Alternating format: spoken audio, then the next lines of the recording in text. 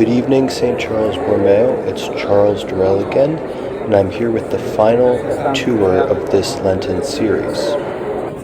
We're now standing outside the Basilica of St. Peter's here in Rome, in the Piazza San Pietro, this beautiful colonnade. Before I talk about the Basilica, I want to briefly talk about why this Basilica stands here. Now, what stood back in the year 0 AD, or not quite 0, about 60 AD to our left, was the Circus of Nero. And this Circus of Nero was the site of predominantly chariot races, but then also as a site of imperial executions, because the circus stands right outside the ancient border of the city of Rome. So where we're standing now, back in the year 65 AD, was not part of the city of Rome. It was essentially in the suburbs of Rome. And this circus, since it was outside the boundary of the city, was convenient for holding executions, because according to Roman law, you had to bury the dead outside the city boundaries. And just to our right, basically exactly where the basilica is standing, was a large cemetery. And so this cemetery was located right outside a circus outside the city, which made it convenient to execute people and then bury them right away. So it was a very efficient way for the Romans to take care of criminals. In the year 65 AD, one of these criminals, you could say, who was executed, was the Apostle Peter. And he was crucified upside down and then buried in the bare soil in this cemetery right where the basilica stands. Well, initially there was nothing marking his tomb, nothing marking where he was buried, but the Christians pretty quickly built a little monument to mark where he was buried, and this became known as the Trophy of Gaius. We call it a trophy because the historical account we have of this monument uses the Greek word tropheion, which means a small monument, and so it's often referred to as the Trophy of Gaius to kind of be true to that original Greek name. And so you can see here, it's a small structure, not very big. It's only about 8 feet tall from the top of the roof down to the base.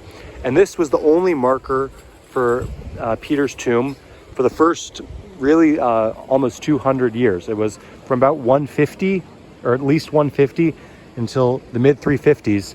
That was the only shrine on this site commemorating the Apostle Peter.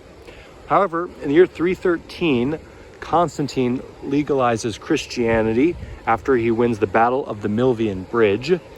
And as part of that, as part of his kind of legalization of Christianity, he builds the Basilica of John Lateran, but then goes on to build a number of other basilicas. And one of those was the first St. Peter's. So he built the first basilica, which looked like this. And this basilica was kind of a traditional Roman basilica until almost 1,500 years later, when Pope Julius II decided that it was time to build a new basilica, and he tore it down and built what we have now. Now, at the time of its destruction, Constantine's basilica was the largest church in the world. So imagine if one of the popes here decided that one day he was just going to tear this down to build a new church. As you can imagine, we'd probably be pretty upset. You say, why would you mess with something? If it's not broke, don't fix it. Well, the Constantine Basilica was kind of broke. The roof was caving in. But you would still say, well, maybe fix it. Don't just tear it down. But luckily for us, Julius II was ambitious. He did tear it down, because the basilica we have here is pretty spectacular, pretty one of a kind. Now, before we go in, I want to mention a couple things about the basilica that are noticeable from the outside. The first is this facade here, which was designed by Bernini. Has, I think, one thing that's really important. I mean, it's an impressive facade to begin with, but one thing that's very significant, you'll notice on the top, we have these statues, and these are the statues of the apostles who flank Christ. Christ is there in the middle holding the cross, and then the statues of the apostles go from the clock inside. So the guy you can see in the far right, he's not one of the apostles. So you'll see, if you count them, you'll see there are only 10. Now, we're missing Paul, we're missing Judas, because they're not, Judas obviously betrays Christ, so he gets excluded from the group. And Paul, since he's not one of the original 12, is not included in this group. But we should still have 11. And if you inspect these carefully, you can kind of inspect what they're holding, which are kind of used to identify which apostle is which. You'll notice that the apostle who's missing is Peter. That's pretty strange, considering that this whole church is dedicated to St. Peter. But if you notice, right here in the middle, that window in the center, right under the word Burgesius, that right there is the balcony that when a pope is newly elected, he steps out onto that balcony to greet the church for the first time. So when Bernini was designing this facade, he wanted to have the symbolism of the Pope being the true successor of Peter. So when the Pope steps out on that balcony, the facade is complete and we have the 11 apostles. The other thing I wanted to point out was this lovely colonnade that extends all the way around the piazza, sticking out from the basilica. Now this colonnade, like the facade, was designed by Bernini, and it was supposed to look like two arms coming from the basilica. So you can kind of see that we have this basilica and the arms reaching out on either side. And the idea was that the basilica is opening her arms to welcome the entire church and to welcome everyone into the embrace of the church. So with that, we will accept the church's invitation and walk inside the basilica. We're now inside the portico of St. Peter's here, this large kind of entryway to the basilica. And I stopped here so that we can get a little image of this mosaic that stands right in the portico. And it's of Peter slowly sinking into the waves, being grabbed by Jesus. And this is one of the remnants of the first basilica that I mentioned. And it's originally a scene depicted by Giotto, the great kind of early Renaissance Italian painter. And so they moved it here so that it can continue to be an image in this basilica. We're now going to go over to the holy doors, which are right over there, and then we'll enter the basilica and do a tour of the interior. So here I am outside the holy door. I'm going to enter this silently just to respect the other pilgrims who are entering in prayer. But then I'll see you on the inside of the basilica. One of the first things that we see inside of the basilica is the Pietà carved by Michelangelo. Now this was one of the first carvings he did, and it was the first one he did in the city of Rome. In fact, he was only 18 years old when he carved this statue, and it depicts the Blessed Mother holding Jesus, who has just been taken down from the cross. So certainly a powerful image to meditate with as we enter Holy Week. Now, as I mentioned, Michelangelo was only 18 when he carved this. And so a number of people in the city of Rome actually doubted that it was Michelangelo who was the artist behind this statue. And the legend has that Michelangelo overheard some cardinals doubting or critiquing, saying, no, there's no way that Michelangelo carved this statue. So that night, Michelangelo snuck back into the chapel and carved on the kind of across Mary's chest his name, Michelangelo Buonarroti Fecit, made it. And so this is the only work Michelangelo ever signed. He said that he regretted signing it for the rest of his life. And so that's another thing that makes this statue so unique and so spectacular. As we walk out of the chapel that had the Pietà, we enter the side chapel where Pope St. John Paul II is buried. And you can see his tomb right over here in the side altar. John Paul II obviously has a special place in this basilica. You can always find people praying here. And often if you come here in the morning, there'll be a group of Polish pilgrims celebrating Mass at his tomb. He wasn't originally buried in the upper basilica. Originally, he was down in the papal grottos with the rest of the popes. But once they canonize a pope who's buried in the papal grotto, they move them into the upper basilica. So once he was made a saint, he was moved up here. The only pope who's a saint that is still in the papal grottos is Pope Paul VI. And the reason for that is Pope Paul VI specifically requested to be buried in the soil, to be buried in the dirt. And so in order to honor this request, they've kept him down in the Papal Grottoes, buried in the dirt, as opposed to moving up to one of the chapels up here in the Basilica. We're now standing just barely on the inside of the pendentive that holds up the dome of St. Peter's. Now, pendentive is a four-sided architectural structure that's made of four arches. So you can see one arch over here, the second arch here.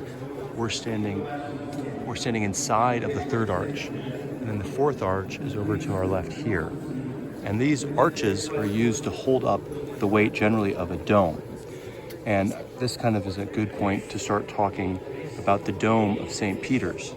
Now, every architect of St. Peter's, and there were many because it took so long to build, had his own design for the dome. And this resulted in a couple problems. Now, the person who designed the pendentive, the structure that holds up the dome, but then also determines how big the dome is, was Bramante. And Bramante designed this pendentive so that it was the largest structure to support a dome in the world, meaning that this was going to have to be the largest dome in the world. But luckily for him, before he had to try and build this dome, he died. So that left the next task up to Michelangelo, who had carved the Pietà. And Michelangelo had to find a way to build a dome that could fit the massive hole in the ceiling Bramante had left for him. Well, he drew up the designs, but then wasn't able to finish it. And so the person who completed the dome was a man named Giacomo della Porta. Now, you can see he did a pretty spectacular job. The dome of St. Peter's is large enough that the Statue of Liberty could fit inside of the dome. Now that we've looked at the dome, I'd like to briefly talk about the baldacchino, which is what we're looking at right now. This baldacchino was designed by Bernini, who also designed the facade and the colonnade of the basilica. This baldacchino is made almost entirely of bronze, and you're actually getting kind of a privileged look at the baldacchino because they just finished polishing it for the first time in over 100 years, the bronze. So you can see the stark contrast between the different types of finish on the bronze.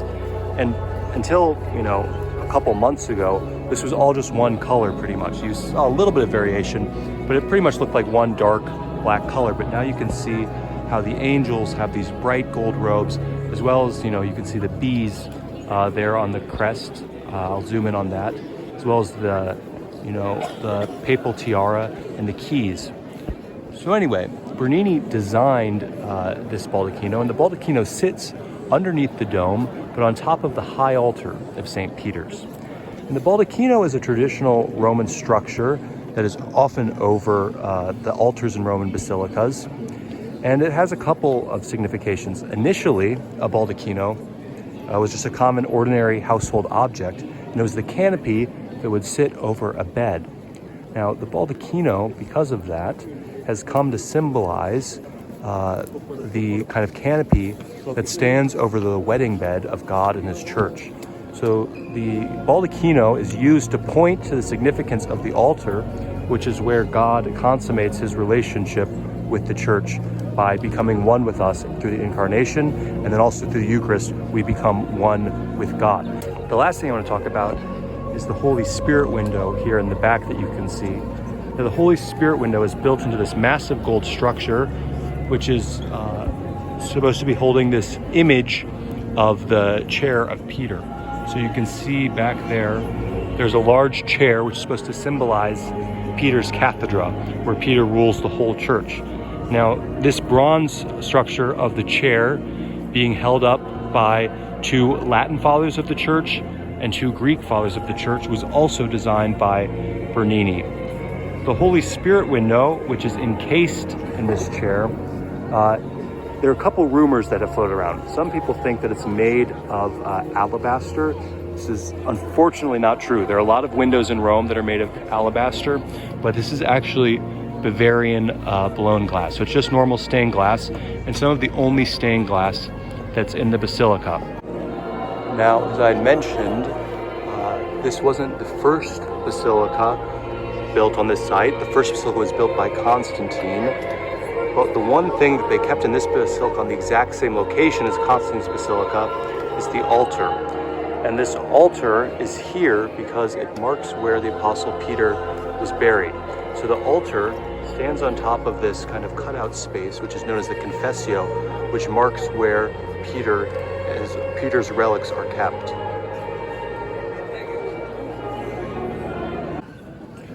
We're now standing to the left of the high altar of St. Peter's. So you can see it right over there. You can see the corner of the baldacchino where we just were. And I pulled you over here to see a funerary monument. This is the funerary monument of Pope Alexander VI, and it was built by, you guessed it, Bernini. If you don't recognize his name by now, I think we have a problem, because I think he's built about half the things we've looked at in this basilica. This is a beautiful example of Baroque art, and they're actually really powerful kind of spiritual reminder here. We have here the Angel of Death, who's made out of bronze, holding up an hourglass, pulling back a curtain. Now, the Baroque period was known for doing these large dramatizations of life. And so Bernini really makes this dramatization explicit, where death is almost, pulling the curtain down as if his life were a play and telling him he's out of time. The kind of the expertise of Bernini is really in his ability to make marble look like cloth. It's really incredible how he can make just hard stone, something so kind of immovable as stone, look so flexible and so fabric-like. One little fun detail about this funerary monument is if you look over here, we have the globe, and you'll notice that there's a thorn poking the toe of one of the figures. You might be asking, why is England stabbing this poor innocent virtue in the foot? Well, England at this time had just broken off during the Reformation. And so we find lots of references here in the Basilica to the Reformation and specifically to England. So the Pope is trying to show here how England has really been a kind of a thorn in his foot, this nuisance, by breaking off from the church.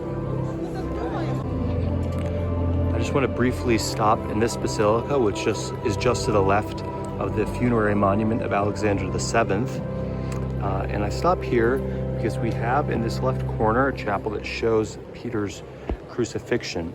And Peter's crucifixion is being shown here because that chapel is the closest point in the basilica to where Peter was martyred in the Circus of Nero. So this is the Blessed Sacrament Chapel, where the Eucharist is reposed in the church, but it's also the chapel that has the altar closest to where Peter was killed. Here we are standing right outside the sacristy. That door there is the door to the sacristy, and you can see down in the far end just the edge of the funerary monument of Alexander VII, and then to our right would be the baldacchino, but you can't see it because of this pillar. Now, I stopped outside the sacristy because I think it's a great illustration of the thought and attention to detail that went into this basilica. The altar that stands right across from the sacristy, so when you're walking out of the sacristy to go celebrate Mass, you will almost always, inevitably, see this altarpiece, shows a scene from the Acts of the Apostles, and it's the story of Ananias and Sapphira. And if you remember in that story, Ananias and Sapphira lie about not giving everything to the church. Now, the issue is not that they didn't give all the money that they had made. The issue is that they lie about it. They lie to Peter. They tell Peter, here's all the money we got from selling this property of land we had. And Peter asks, is this really everything? And Ananias, the husband who had gone to Peter with the money, says, yep, it's everything. And God strikes him dead.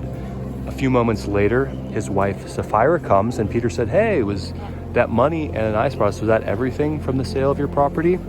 And Sapphira says it was, and she also falls dead. So you can see the kind of apostles marveling at her falling dead as the people who are carrying off Ananias are there in the distance carrying away his body. So even before they've gotten out of sight of carrying away his body, his wife is already dead. Now, the reason you would put this scene right outside the sacristy is because priests and deacons at their ordination, they really promise to make a gift of their life to the church, a gift of their life to God, to give him everything. That's why, you make promises of prayer, celibacy, and obedience to really give over your entire person to the church and to Christ. And so this image was put here by the architects and designers of St. Peter's. So priests, as they're going off to celebrate the Mass, where they hold up the host and say, "This is my body," where they can really ask themselves the question, am I really giving everything? Am I really laying down my life completely as Christ did, whose body I'm holding in my hands and claiming to be one with? When I say this is my body, am I really united to Christ's body, which was a total gift? And so it's really a powerful reminder as you step outside of the sacristy to celebrate Mass. And it shows the genius of the architects and designers of St. Peter's and how much thought they put into this basilica, thinking to put this image right outside the door of the sacristy so that every priest who celebrates Mass in St. Peter's is confronted with this question: have I given everything to the church? Just down from the altar that shows the scene of Ananias and Sapphira in the sacristy, we have the altar of Gregory the Great. Now, I always like to make sure I mention this on tours of the basilica. One, because of the importance Gregory the Great had in reforming the liturgy, but then also just reforming the church back in the 6th century. But another important reason to mention Gregory the Great for English pilgrims, American pilgrims, is that Gregory the Great is the person who sent the gospel to English-speaking lands. So there's the kind of legendary story that Gregory the Great is in the Roman Forum, and he sees two young men who have come from Britain, and unlike the Romans there, they have kind of fair skin and blonde hair. And Gregory the Great asks, who are these two guys that have come from, they're clearly foreigners, they're clearly not native to Rome. And the person says they're Angeli, or Angles. They're from England. And Gregory the Great allegedly responds, not Angles, but angels, Angeli. And so we have this kind of legendary story about how Gregory the Great first hears of the English people, or becomes familiar with the English people, but then he's the one who sends Augustine of Canterbury as a missionary to England, who really brings the gospel and brings the Roman Church to England. So he's really important for those of us who are in the English-speaking church, because he's the Pope who really took it as his first priority to bring the gospel and have the gospel preached in our language. What we have here is the baptismal font for St. Peter's Basilica. Now, the first thing you might notice is this beautiful, elaborately carved lid that's on top of it. But at least I think the more interesting thing is the porphyry, that purple marble basin that serves as the kind of font itself. And what makes this font so interesting is that the porphyry basin there was originally the sarcophagus for the Emperor Hadrian. So Hadrian built a large mausoleum for himself a few hundred yards outside of St. Peter's. It's now known as the Castel San Angelo, and it's one of the fortifications for the Pope. It was the main fortification of Vatican City. And Hadrian had there his sarcophagus, where his body was kept. The Christians decided to repurpose it. They buried him elsewhere, and then they took this sarcophagus and used it as the baptismal font of St. Peter's. Now, it seems a little bit creepy or strange to have someone's old coffin be the baptismal font. There's actually a really profound symbolism there that we talk about in baptism. We're baptized into Christ's death. So in a way, it's very fitting that we enter a tomb. When we're baptized, when you're baptized in St. Peter's, you enter a tomb so that we can rise with Christ. And above this, we have a beautiful depiction of Christ's baptism. Now, something I should mention is that all these paintings we've been looking at, they aren't actually paintings. These are all mosaics. And so these are all made of teeny, teeny pieces of stone and glass in order that they might stay in better condition. You know, paintings eventually deteriorate, and they wanted this basilica to last until the end of time. And so they tried to make it last as long as possible. And one way to do that is, instead of using paintings, to use mosaics. So all the images we've been looking at, you know, even the images there in the ceiling there, or in this dome here, or even down there, that image of the Transfiguration, that's all mosaic. Not a single one of these is paintings. Everything you can see that looks like a painting is in fact a mosaic. Well, St. Charles, I hope you have a good rest of your Lent and a good Holy Week. I look forward to seeing you again this summer. Please keep me in your prayers and all of the seminarians and priests from St. Charles Borromeo that are over here in Rome. God bless.